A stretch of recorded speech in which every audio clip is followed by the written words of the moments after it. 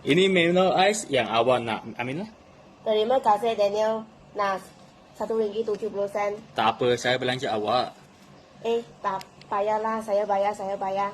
Tak apa, saya ikhlas. Lagipun awak dah banyak tolong saya dalam akademi saya. Terima kasih ya.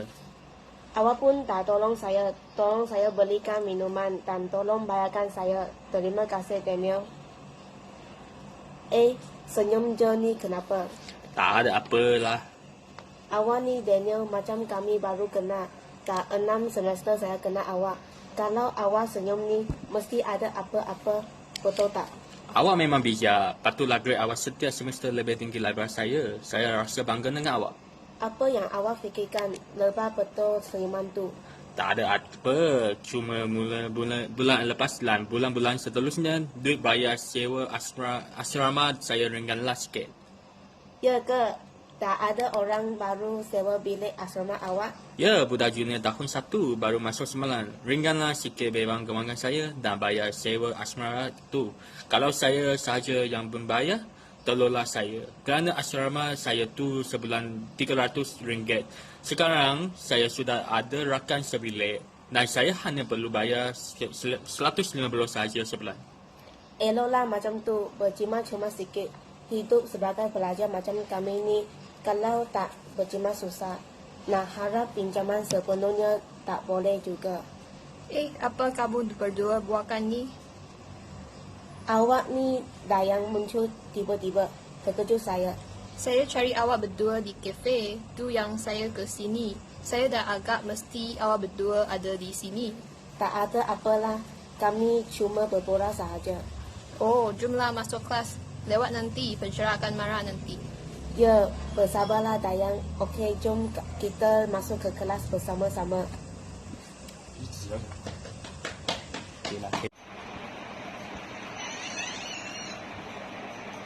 Baru balik ke, Daniel? Ya, saya ada kelas pada pukul 8.30. Awak dia ada kelas ke hari ini, Andi? Saya ada kelas pada jam 2 petang. Selorotlah. Saya ni bagi kelas. Petang nanti pun saya ada kelas lagi. Sudah hampir jam 1 petang. Saya nak mandi dulu sekejap. Lagi saya mahu beli makanan tengah hari.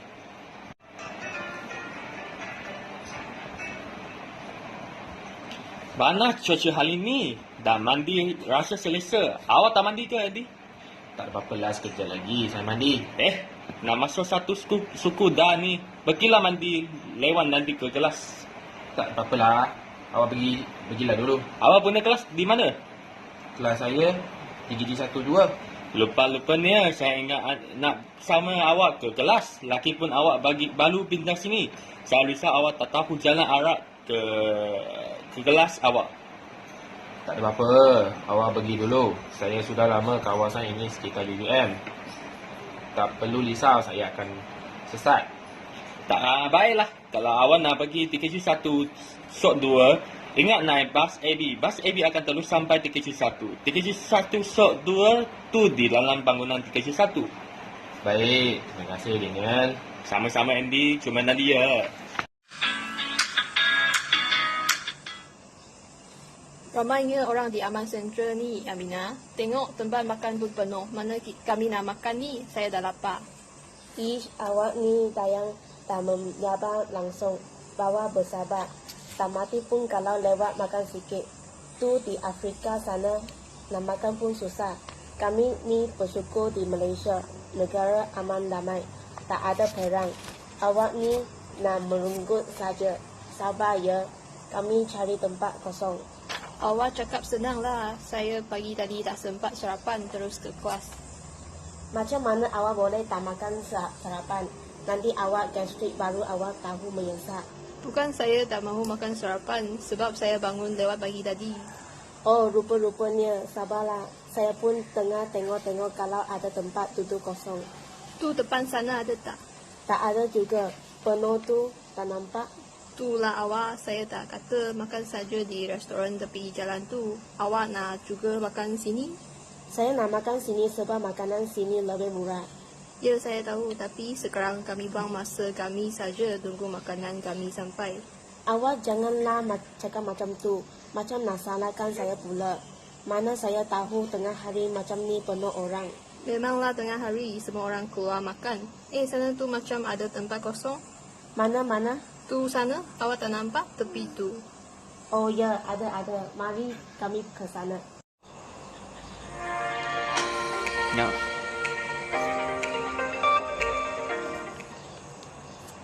Nampaknya makanan lapar dah ni. Awak ni Aminah, tadi awak bersungguh-sungguh suruh saya bersabar. Sekarang awak pula yang tak sabar. Tapi kan awak tak rasa pelik ke Dayang? Maksud awak Aminah? Kalau cuti umum ramai orang tu tak kisahlah kan. Tapi hari ni hari biasa. Patutnya tak ramai orang sebab ramai orang sibuk dengan kerja. Apatah lagi hari sekolah. Oh tu sebab hari ini Aeon ada buat promosi. Itulah ramai orang datang beli benda yang mereka nak beli. Terutamanya keperluan harian. Rupa-rupanya murahnya barang mereka. Saya rasa saya pun nak pergi tengoklah apa promosi ada di dalam Aeon. Jom nanti kami pergi bersama-sama. Nasib baik saya tanya awak tadi. Kalau tak, saya mesti rasa menyesal sebab terlepas peluang yang baik ini. Awak ni Aminah, gembira sampai macam ni pula? Tak ada gembira sangat pun. Aminah, kau tengok depan kami tu? Mana? Tu seorang lelaki tu. Lelaki tu buat apa di sana? Saya tak dapat melihat dengan jelas. Amboi, si lelaki tu berani sangat jual barang di dalam pusat membeli belah. Dia langsung tak takut pengawal pun. Dayang, itulah kawan sebilik Daniel. Kenapa Andy datang sini jual barang? Lagipun, masa ni Andy sepatutnya di kelas dia. Tapi rasanya dia langsung tak pergi kelas. Ya ke? Saya rasa kami patut beritahu hal ini kepada Daniel. Oh ya, saya pun setuju juga. Kami tidak boleh biarkan Andy terus ponding kelas macam tu. Jom kami pergi ekori Andy, tengok Andy jual apa sebenarnya. Ya, jom kami pergi siasat Andy. Nanti saya akan perhatikan sekeliling kami. Awak guna telefon awak rakam seluruh proses perkara yang dibuat oleh Andy ya. Ya, saya akan tolong awak dalam proses siasatan. Kalau ada apa-apa bahaya, kami terus larikan diri. Keselamatan kami lebih penting. Aminah, mana Andy tu pergi? Bukan awak yang mengekori Andy ke? Saya tak nampak dia sebab saya ikut belakang awak. Rasanya Andy dah perasan kami ekori dia. Alamak, tak apa. Saya akan cakap dengan Daniel tentang hal Andy tu bila saya jumpa Daniel. Kami balik pergi makan makanan kami. Rasanya makanan kami dah sampai lama. Oh ya, saya hampir terlupa. Awak ni pelupa sangat. Baiklah, jom kami pergi makan sekarang. Dah lapar sangat ni. Kenapa Andy tak ambil beg dia sama-sama pergi ke kelas? Mungkin dia terlupa bawa beg dia. Dia ini pelupa sangat. Lebih baik saya tolong dia hantar beg dia ke kelas.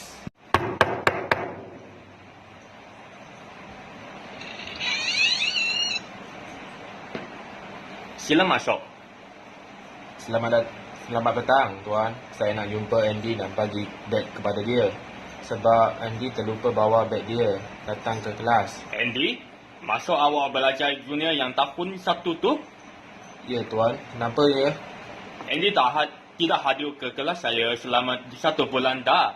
Dia selim ponteng kelas dan tidak hantar latihan yang saya bagi pada masa yang ditetapkan. Oh, ya ke, Tuan? Kenapa dia buat macam tu? Dia tak tahu terus belajar lagi ke? Saya pun tak pasti sebab saya message Andy, dia pun tak pernah balas saya. Tak ada apa-apa, Tuan. Saya tinggal sebilik dengan Andy. Saya akan tunggu dia balik ke asrama dan tanya dia. Terima kasih, Tuan. Baik, sama-sama.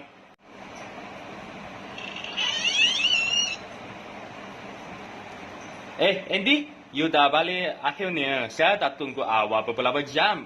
Sekarang sudah pukul 1 pagi. Kenapa balik lambat sangat ni? Oh, saya tadi makan malam dengan kawan saya di Al-Star. Kami berborak lama sangat sampai lupa masa sebentar. Awak makan makanan apa tadi? Tak ada apa-apa lah. Cuma makan di mamak saja. Saya nak tanya awak sesuatu. Petang ni awak pergi mana? Saya pergi kelas petang ni. Kan saya dah cakap dengan awak. Kenapa ni Awak ni Andy benar-benar pembohong besar. Saya balik asrama tadi. Cuma baik awak tinggal dalam bilik dan tolong awak hantar ke kelas awak. Tapi awak tak ada dalam kelas dan bersyarat cakap awak selalu ponteng kelas dia tanpa sebab. Baiklah, awak pun dah tahu kebenaran, saya mengaku. Kenapa awak nak buat macam tu? Awak pergi mana ni waktu petang? Saya buat macam ni ada sebab sendiri. Awak tak perlu risau. Terima kasih atas keperhatian awak. Sekiranya awak menghadapi sebarang masalah, sila beritahu saya. Saya boleh cuba membantu awak. Tak ada apa-apa. Saya tak mau bantu saya pun. Awak tak beritahu kepada saya macam mana awak tahu saya tak mampu bantu awak. Alamak, benda ni tak boleh jatuh. Nanti tak boleh bakar dah. Siri, kenapa awak ada banyak cekerek dalam beg awak? Awak tak boleh tahu. Awak tak ada berkaitan dengan awak. Awak jual cekerek pada cetak rompak ke? Ya, saya mengaku. Hey Andy, awak ni jangan bergurau. Berkurang apanya? Saya tahu tak jual cekera pada cetak rompak tadi. Dapat keuntungan dengan cepat dan banyak. Lagipun saya sedang menghadapi masalah kewangan. Kalau saya tak buat macam tu, saya paksa berhenti sekolah di UM. Awak sedar tak apa. Awak cakap tu Andy. Awak tahu tak? Jual cekerek pada cetak rompak ialah perniagaan yang haram. Saya tak kisah perniagaan yang saya buat haram ke tak haram. Asal saya dapat cari keuntungan yang banyak. Jika awak fikir begitu, memang kesilapan besar Andy. Awak boleh cari keuntungan secara sahih. Terlibat dalam komuniti, menambahkan nilai diri sendiri dan belajar untuk memperuntukkan masa dan diri dengan efisien.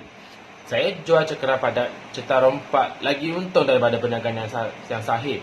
Kenapa saya nak lepaskan peluang terbaik ni? Kalau awak menjalankan perniagaan yang sahih, perniagaan awak akan dapat keuntungan yang stabil dan tidak langka di sisi undang-undang.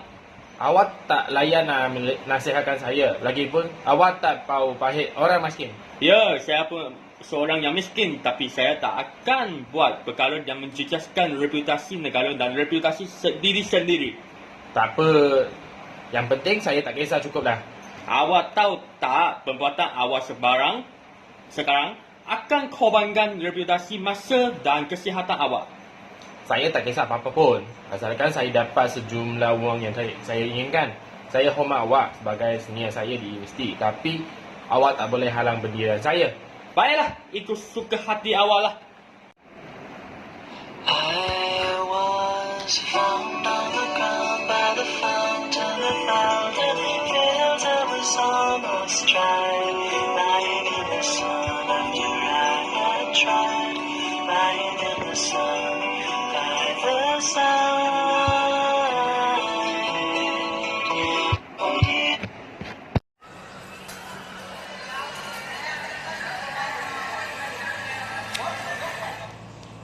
Apa awak termenungkan tu, Aminah?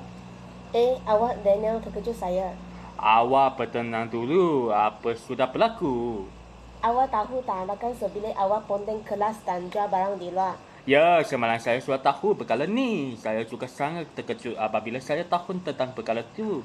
Dia bukan sahaja ponteng kelas. Dia juga jual cekera pada cetak rompak. Ya ke tu, kau ni Daniel, awak tu kan kawan sebilik Andy. Sepatutnya awak perasan awak tentang perkara yang serius ni. Jual cekera pada cetak rompak tu kan haram.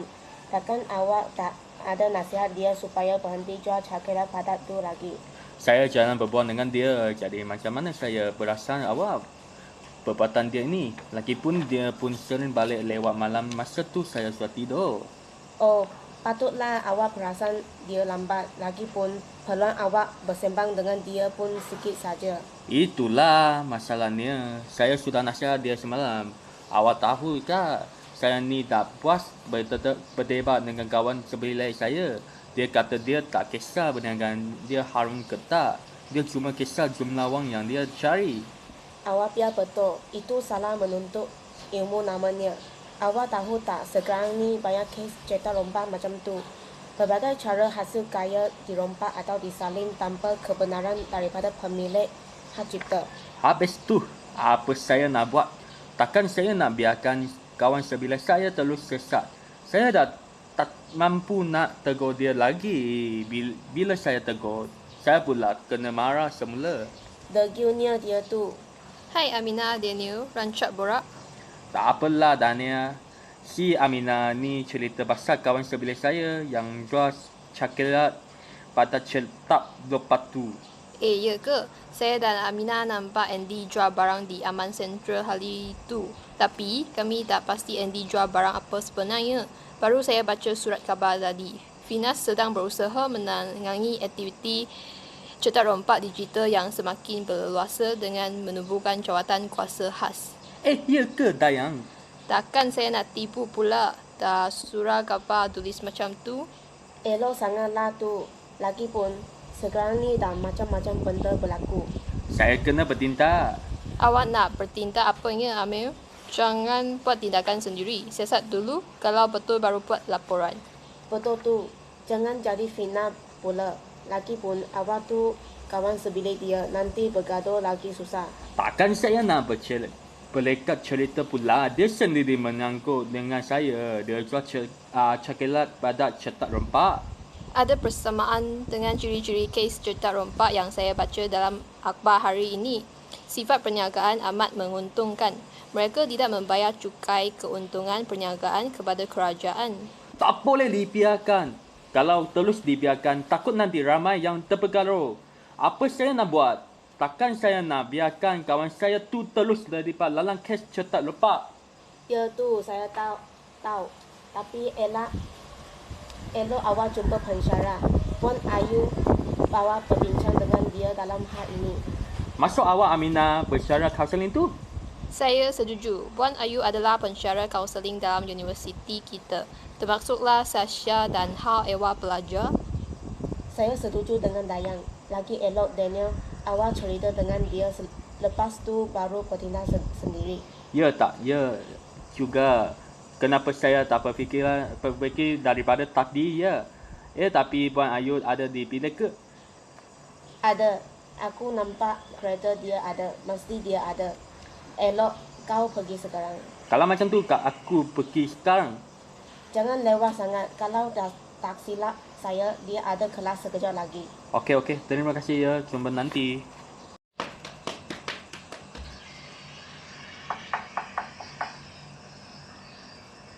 Masuk. Maaf, saya Puan Ayu. Boleh saya duduk? Silakan sila. Sebabnya Puan Ayu, saya ada hal penting nak beritahu. Tapi bukan soal dalam kelas. Tapi ini soal kes cetak rompak. Kes cetak rompak? Ya, Puan Ayu. Saya ada kawan sebilik. Saya syak dia melakukan satu kesalahan yang besar. Sebab dia kata jual cekera patat cetak rompak sangat menguntungkan. Dia tak kisah sahih atau haram. Mana boleh macam tu. Cetak rompak ialah satu pencabulan hak cipta dengan penggunaan bahan yang dilindungi oleh undang-undang hak cipta tanpa izin. Salah hukumnya di sisi undang-undang. Betul tu Puan Ayu. Saya dah nasihatkan dia. Tapi dia tak nak dengar. Dan tuduh saya budak yang sesat. Saya nak betulkan keadaan. Dia kata saya tak betul. Tak boleh dibiarkan. Mereka yang membuat rakaman haram dan memuat naik di media sosial adalah bertentangan dengan Akta Hak Cipta 1987 tahun. Jika disabitkan kesalahan, mereka boleh dijatuhkan hukuman 5 tahun penjara dan denda RM5,000 hingga RM20,000. Seperkara lagi Puan Ayu, saya curiga dengan kawan saya. Hampir sekali-kali, dia keluar senyap-senyap dan balik pula lewat malam. Saya syak dia pun ada jual coklat padat kucak. Itu sudah parah? Awak pasti? Saya pasti Puan Ayu. Takkan saya nak menipu. Lagipun saya sebilik dengan dia. Gerak-gerik dia saya tahu. Macam ni lah. Apa kata malam ni? Kami siasat dan kami ekori kawan saya tu. Kalau betul dia terlibat dalam kes cetak rompak, kami telefon jawatan kuasa khas pada ras cetak rompak digital. Biar jabatan khas itu yang uruskan dia. Bagus cadangan awak. Saya pun ada kawan yang kerja dalam jabatan khas. Kalau macam tu, malam ini kami jumpa. Nanti saya telefon. Terima kasih Puan Ayu. Saya harap usaha kami ini dapat hapuskan lebih banyak lagi kes cetak lupa. I